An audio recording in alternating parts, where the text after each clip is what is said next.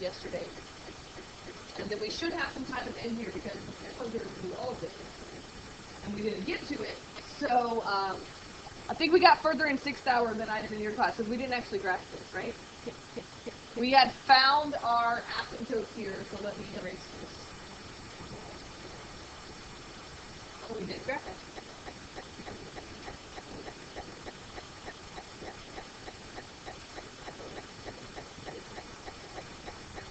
Oh, we did number 2, we did blue.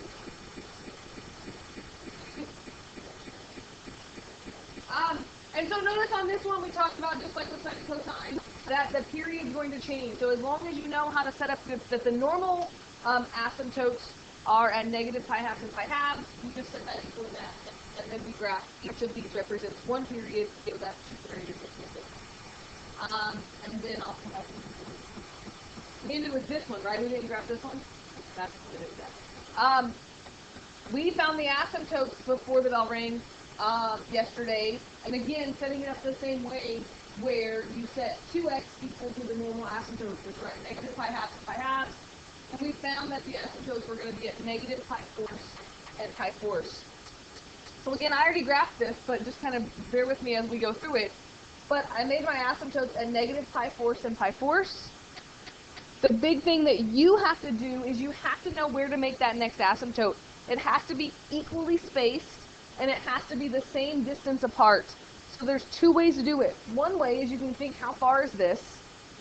I think the easier way is if you're making this graph go by pi fourths, every time you're going to skip the next one because it's going to be the x-intercept, and then the next one will be your asymptote. So if this is pi fourths, I would skip 2 pi fourths, and then my next asymptote would be at 3 pi fourths.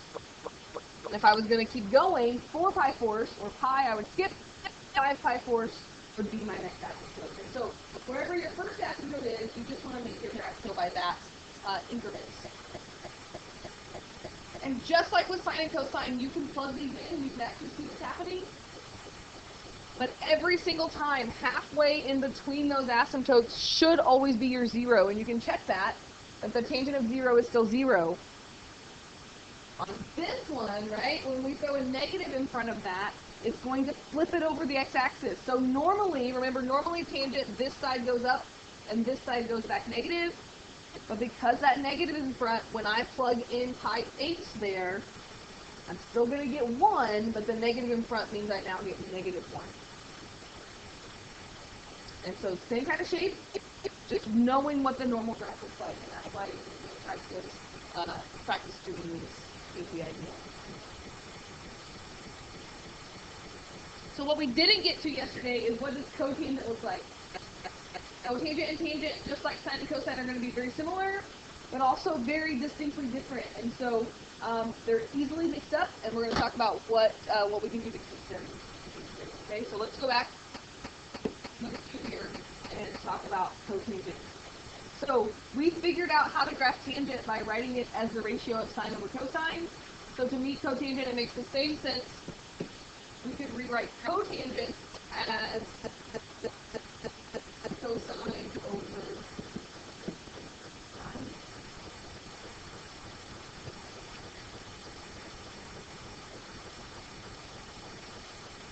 Think about yesterday, we figured out the asymptotes of tangent by saying, right, it's going to be undefined every time cosine equals 0, because cosine was in the denominator.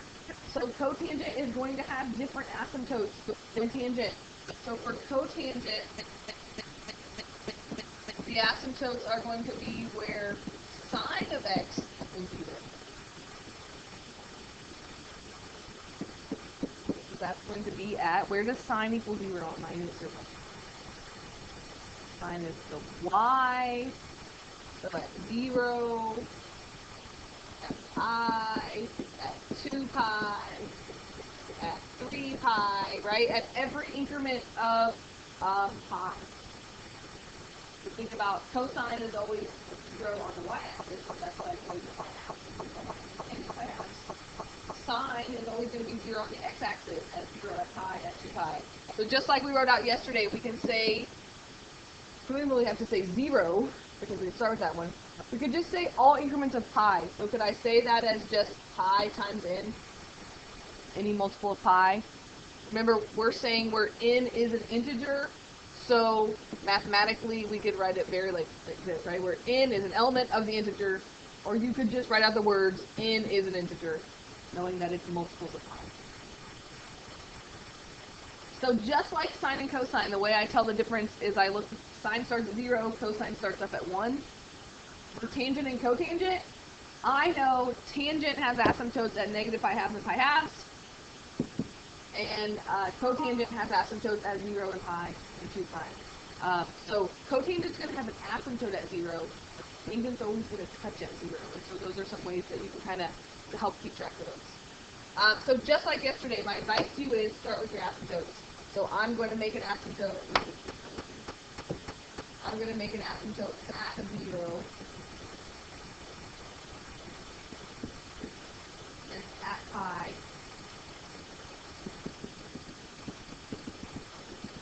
And every increment after that would be right negative 2 pi.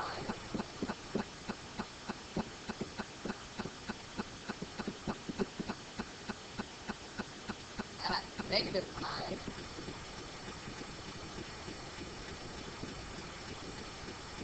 Negative 2 pi.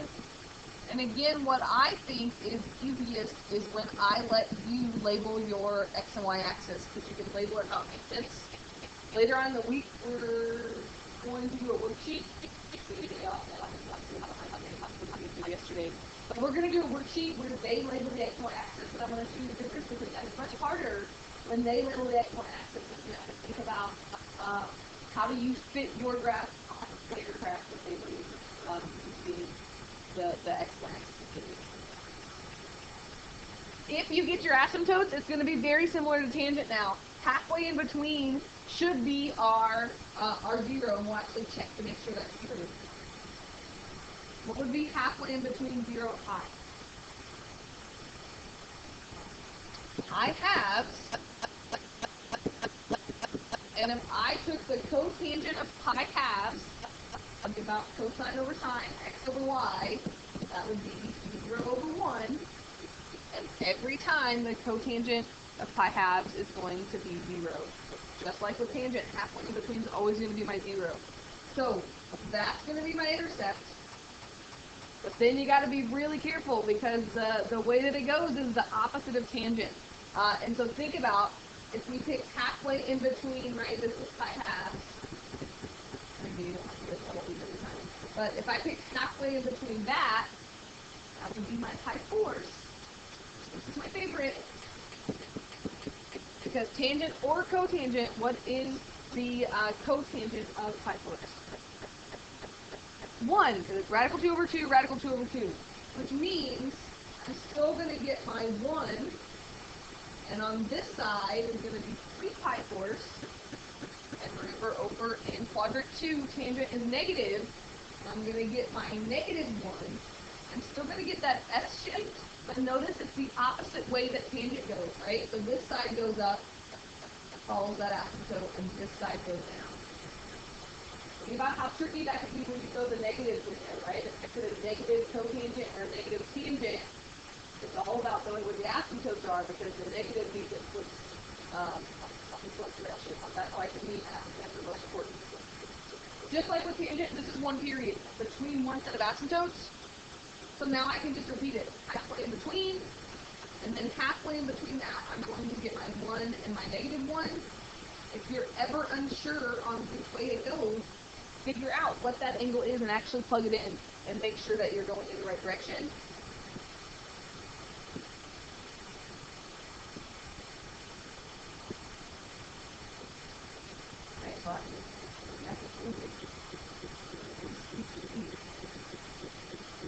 Again, I want you to make the 3 points, right?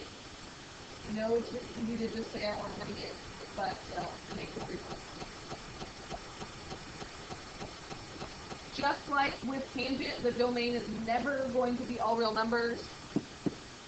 Only the domain is going to be everywhere but where the asymptotes are. So not the same domain as tangent. It's everywhere but that multiple of 5. So we can say everywhere but where x can't equal into multiple pi. And just like tangent, the range is all real numbers, because one side goes up forever, one side goes down forever. If you think about way back when we first did SOHCAHTOA stuff, tangent can be any number. Tangent can be a really big number, a really small number, and cosine are always between 1 and -1, so you kind of see that.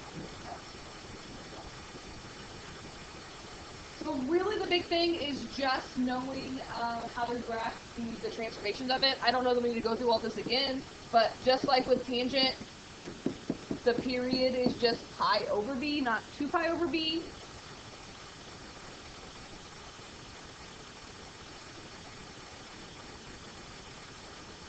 It's all about the asymptotes.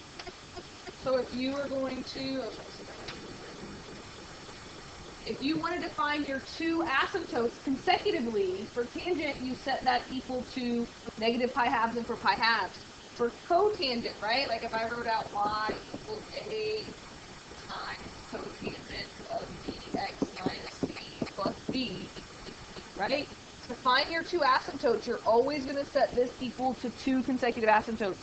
So for cotangent, to find your asymptotes, you're going to set bx minus c equal to 0, and bx minus c equal to pi, or any two consecutive asymptotes, but for me, that's how I always do it. 0 and pi for cotangent, I have the negative pi halves for tangent. And tomorrow, after we do secant and cosecant, I'll show you kind of like which ones go together, and how you can always figure it out without having to make it.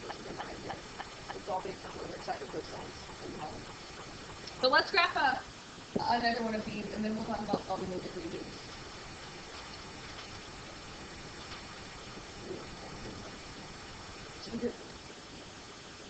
We haven't graphed one with a number in front, right? That's just going to stretch it out, and that should help you on that first homework problem if you got stuck on it last night, on knowing what does a number do to my graph of cotangent. But just like with tangent, step one is always going to be to find your asymptotes. And this is the part that you have to know by the time we have our test.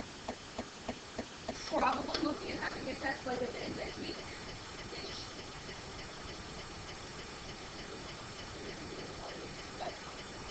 Definitely need something.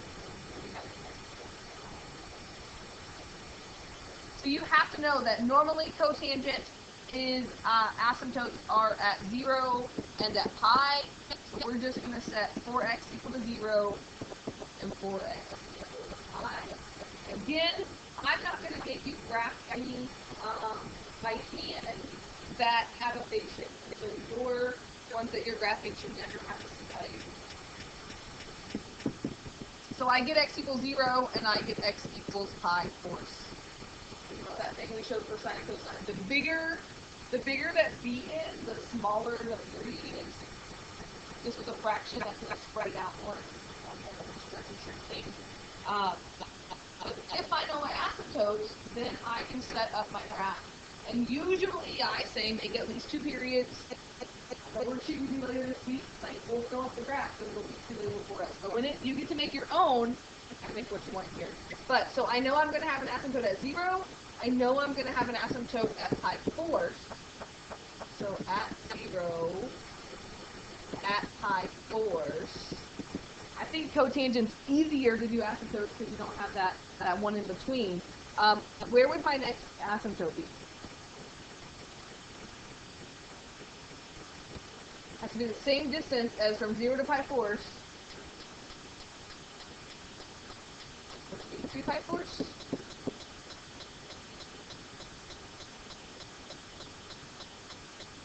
This is just 0 to pi fourths. That's just a distance of pi fourths. So how much is pi fourths more than pi fourths? Right? It's just pi halves. So, Levi, I think you were doing tangent, like you were leaving that one in the middle, right? Like, but we don't have to leave that one in the middle on this one, because we can say, like, one in the middle is going to be halfway between 0 and pi fourths. So there's always one at 0, your next asymptote, and then it's going to be equally spaced from there.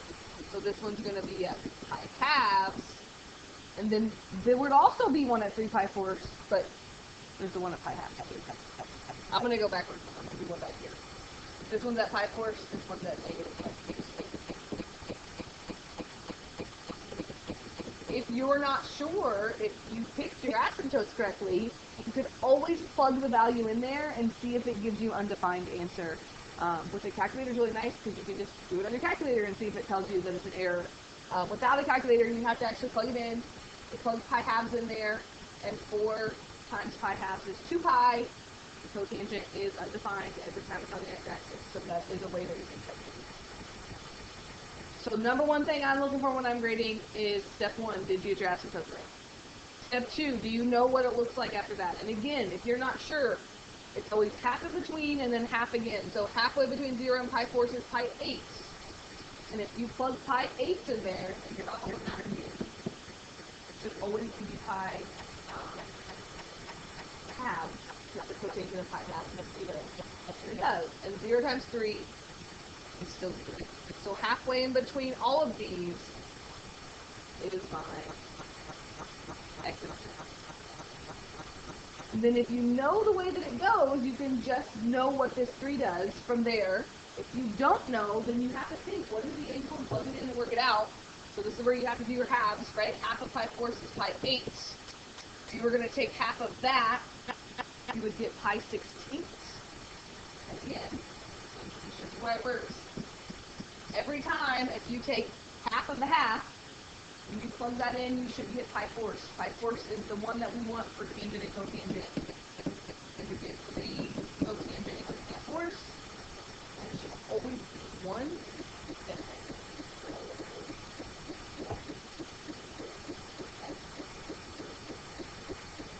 Except the asymptotes are a different spot. But yes, the shape of it is negative tangent. This is right. When you look at negative tangent, you would like, well, hey, that looks like cotangent, but here's how you know it's not, because cotangent would have an asymptote at 0, and tangent never does. And so that's where, on the worksheet on Wednesday, I'm going to give you some matching, where some are negative tangent and some are negative cotangent. And you have to kind of think about where the asymptotes and then figure out which one. But yes, you're exactly right. So this 3 in front, right? What's this going to do? It's going to stretch it. So instead of at pi 16th, it should be at 1. We're going to stretch that and make it go to 3, which is, this is why you have to, I want the 3 points, because I want to know that you know this is going up to 3, and then on this side it's going down to negative 3. So it's taking that S shape, and it's kind of stretching it out. The bigger the number is in front, the more that's going to look like a linear line. It's going to look like a line, the bigger the better. The smaller that it is, it's going to kind of squish it down and make it more S-shaped. So whatever the number is in front, that's going to determine what our value is here. And remember, we don't really call that an amplitude in tangent or cotangent, because amplitude is defined as the distance between the maximum in value, and we don't really have a maximum value for tangent and cotangent. So you just need to know that it stretches. I just need 3 periods here, so at least 2 periods is what we're doing. Questions about that? It's kind of nice that we only got through tangent yesterday, because if you work on your homework, you can kind of focus on that and not get mixed up with this. But now that we've done both of them, and if you didn't do your homework last night, like the big thing, step 1, where are asymptotes, so you can see this is cotangent, and then getting the values in there from there. Okay. The other thing that's in this section is kind of adding on more to the beginning stuff we did on that worksheet on 4.4 day 1. Being able to solve equations over an interval using a calculator or not using a calculator. And again, the next time we have a calculator portion and a no calculation later portion. And on your homework, one section of the directions say without a calculator, and one section says using a calculator. And how do you know? Well, without a calculator means it has to come from our unit circle. And question like number 6, that is not from our unit circle, but that's where we have to use the inverse button on our calculator. So notice this interval tells me 2 things. 1, it tells me whether I should give my answers in radians or degrees. And 2, it tells me where to give my answers, right? We talked about on that first worksheet. If it says between 0 and 2 pi, I'm going to have 2 answers, so there's always going to be 2 spots. Between 0 and pi, I might only have 1 answer to give that. So, going back to the unit circle, really never goes away this whole semester. Take calculus next year. It's going to show up all the time. It'll maybe grown a lot. It does, but it's going to show up a lot. You've got to know these values. So, tangent is y over x. And think about what happens with tangent, right? The 2's cancel out. You just have to, like, on a no calculator part of the test, you don't really have to show a lot of work for this. It's, do you know what angle between 0 and pi has a tangent of radical 3? I'm saying between 0 and pi, I'm crossing out quadrant 2 right now, because tangent is negative in quadrant 2. Right? So use what you know. If you don't know the answer, eliminate some choices. Which means it's somewhere in quadrant 1. I'm also crossing out pi fourths right now, because I know pi fourths doesn't have a square root of 3 in it. So it's all about whether it's pi thirds or pi sixths. Right? So this is 1/2 square root of 3 over 2. This is square root of 3 over 2 1/2. And you just have to know which one has the tangent. Tangent is y over x. So pi thirds.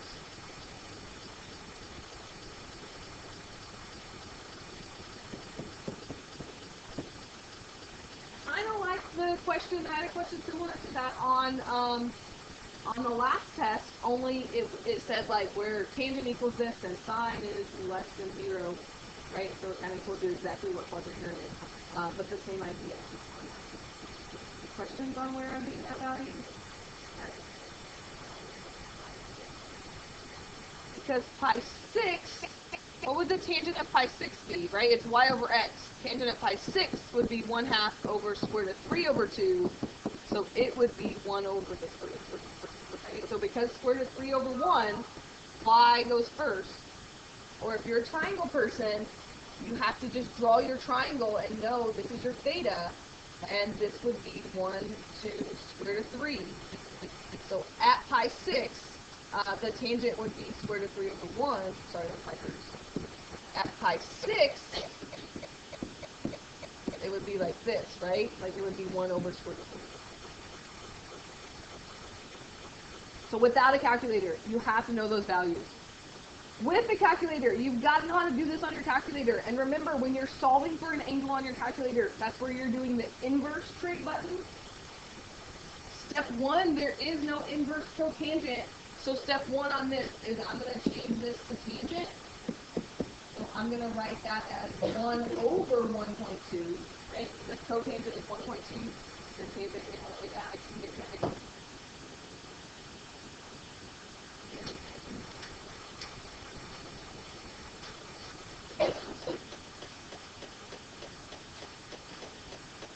Again, step 1 is knowing that I should be in radian mode. Sometimes I'm going to be in degree mode. So if I'm not in radian mode, I'm going to do that first. Teaching geometry this year at the same time as precalculus, I have to teach them how to do geometry to change the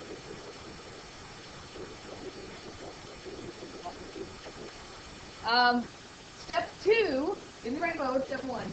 Step 2, know how to practice in your calculator. If I'm solving for theta, then I'm going to type inverse tangent of 1 over 1.2. And remember, my calculator doesn't tell me one of the answers. So I'm going to do inverse tangent of 1 divided by 1.2 in radian mode. And my calculator should give me the answer. Let's just go 2 decimal places. 0.69. What quadrant is 0.69 in tangent? Quadrant 1. If you don't know, you can take pi divided by 2, and it should be like 1.5 something.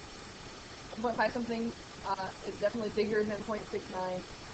It should also make sense to you to get an answer in quadrant 1. Tangent is positive in quadrant 1.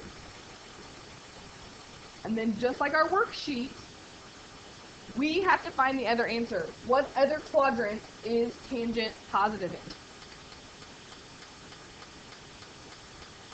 Quadrant 3, which means there is an angle in quadrant 3 that has the same reference angle as quadrant 1, which means that this would also be 0.69. So then your job is to figure out, how do I find that angle measure? How do I get from 0 all the way around to here? And as long as you get the right answer, I don't care how you see it. Some people for tangent always see that this makes pi, right? That's 180 degrees, and so they just add pi to 0.69. That works. Some people see from 0 to here is pi, and then I'm going to add the reference angle, which is 0.69. I feel like those are really the two ways to see that. But your second answer does not come from your calculator. I mean, it does because you type it in. But your calculator doesn't give you the answer until you figure out how to type in what to get there. If you have to see that I'm going to add pi plus sine to get there. For sine and cosine, there's different things depending on what quadrant I'm in, on how do I get there. Do I add pi? Do I subtract pi? Do I subtract from 2 pi? Draw the picture to see, because each trig function has its own little rules on what to do. I got 3.8, which is in quadrant. Okay, that should seem somewhat familiar to 4.4 Day 1 worksheet, the top 6 questions. We're going to keep doing this each day as we do secant and cosecant. They're just kind of thrown in at the end of the section, hopefully kind of just reinforcing what we did at the beginning.